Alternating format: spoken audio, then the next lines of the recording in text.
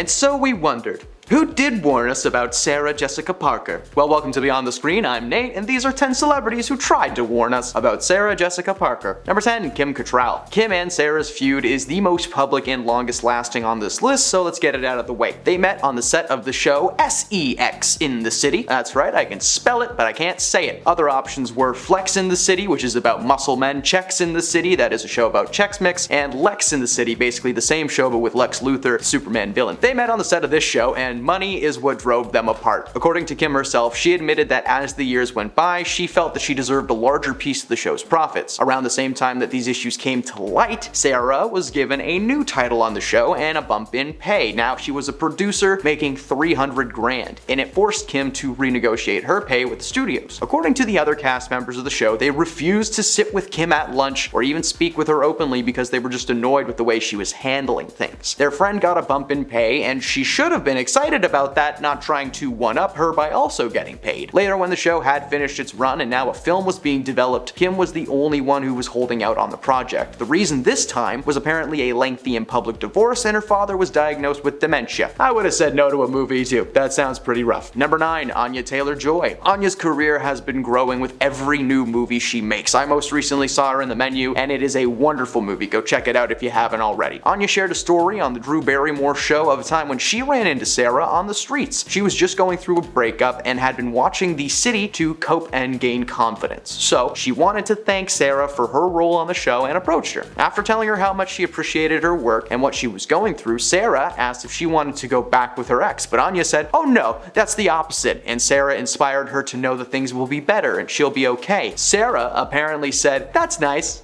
I'm gonna get in my car now," and drove away. Now, it's unclear why she responded like this to the statement. Being caught off guard is not an unfamiliar feeling, but she was being praised for her work and told how much it was inspiring another person. Sharing the moment may have just been a way to give us a heads up. Don't say anything nice to Sarah Jessica Parker. Number 8, Bette Midler. Bette and Sarah starred in the classic Halloween movie Hocus Pocus, a movie that will outlive all of us and be viewed by generations to come. The sequel, not so much. Sarah and Bette both played their roles perfectly, as well as Kathy Najimy. There is a very memorable moment in the film where the witches sing "I put a spell on you" and enchant all the adults in attendance, and on top of this scene, Sarah's character sings to enchant the children of the town and bring them into the clutches of the Sanderson sisters. Bette revealed that Sarah actually did sing all of her parts herself and did a great job doing it. The warning that Bette Midler delivered was about how talented Jessica was, warning us to look out and be careful because she is gonna come for you and take your job, and apparently your kids. There are a lot of fun behind the scenes facts about Hocus Pocus, like Doug Jones literally holding live moths in his mouth so that they could save some money on special effects, but they could occupy their own list. So let us know if you want to see that down below. Number 7, Tim Burton. Tim Burton is the man behind some truly memorable movies. Corpse Bride, Batman, Charlie and the Chocolate Factory all somehow came from the same man's skull. One of the more random and truly strange movies from his repertoire is the movie Mars Attacks from 1995. Mars Attacks follows the story of Earth being attacked by Martians. It's a wonderful movie that culminates in Tom Jones battling aliens with ray thingies and then discovering that the aliens' weakness is yodeling.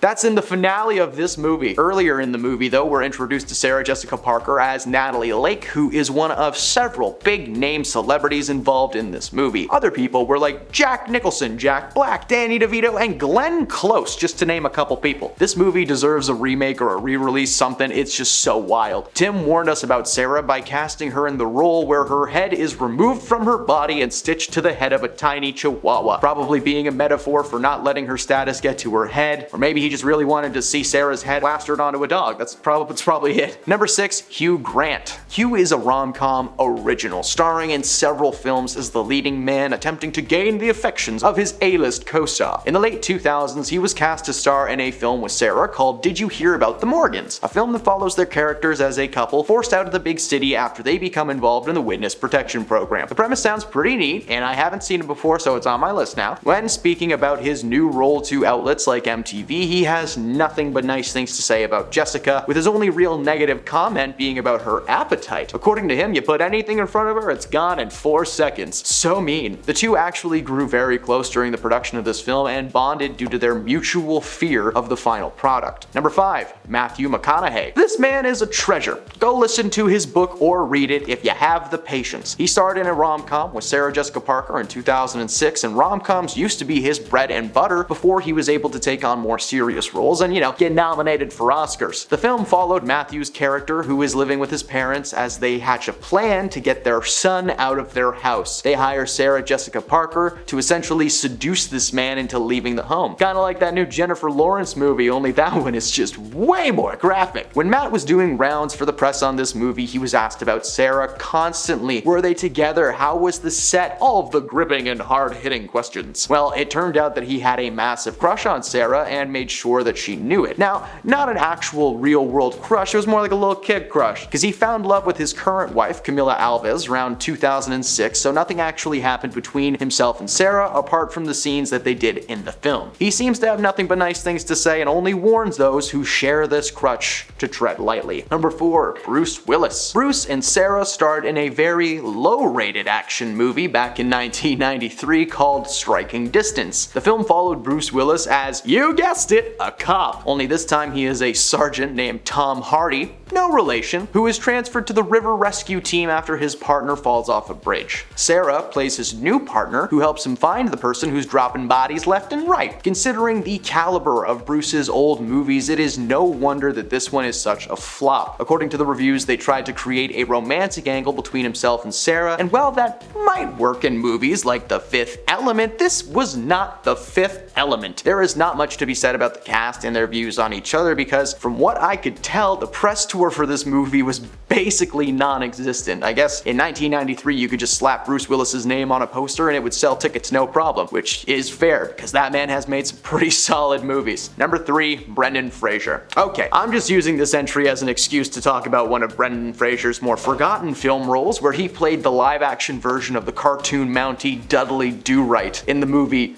Dudley Do-Right. The film, released in 1999, starred Brendan, Alfred Molina as the villain Snidely Whiplash, you might know as Doc Ock from Spider-Man, and Sarah played the love interest Nell Fenwick. Now, if you have ever seen the live-action Rocky and Bullwinkle movie with Robert De Niro, the same studio made this movie, so you can guess where the energy is. Sarah and Brendan spent a lot of time together on set of this one, and it seemed to make the most of the situation. The two understood that they weren't taking part in some Oscar-nominated movie that was going to be this big thing. No, that was The Whale. The costumes were bright and colorful, the dialogue was cheesy, the amount of times Brendan gets injured makes the whole thing feel like an attempted Three Stooges remake, and that never goes well. Brendan's warning was simply to those coming to see this movie that it is not to be taken seriously and just should be enjoyed as a fun live-action cartoon, which it was. Go watch that movie, it's fantastic. Number 2, Ladies in the City. Despite continuing to work together through all of these feud rumors and supposed tension on set, the producers of the show and films have apparently been causing issues with Kim Cattrall since day one. Now, when they said no to her receiving more money as her co-star Sarah did, things continued to be sour as time went on. There was always tension between the crew, and it made for an overall difficult work environment. At least that's what the media wanted us to think. According to Kim and Sarah, in the past few years, those rumors were baseless and blown way out of proportion because she was upset about making less than Sarah, but quickly went away and realized that she had a job and, money coming in. So there was never any bad behavior on set, and the only real drama that took place was the stuff happening in the script. I've never seen that show, but can't imagine it's all smooth sailings and champagne. Number 1, Rachel McAdams. Rachel and Sarah starred together in the Christmas film The Family Stone. It had an all-star cast and was not the typical family Christmas movie that you might expect. Her character in the film isn't some rom-com sweetheart either. She's actually a cold and organized woman who apparently found it difficult to film one scene in particular that sees her character making some questionable comments about gay couples. She absolutely hated filming this scene and has said that the experience was excruciating. Rachel has praised Sarah's performance and says that she was very professional while on set, handling the situation as best as she could. Diane Keaton, who Sarah is just super fond of and was also a fellow co-star, also said that she was wonderful on set, probably because she was such a massive fan and made sure that she knew it. And those are celebrities who warned us about how great Sarah Jessica Parker is. Thank you for stopping beyond the screen. If you enjoyed this video, drop a like below and follow the channel for more celebrity content every day. Thank you very much, and we'll see you next time.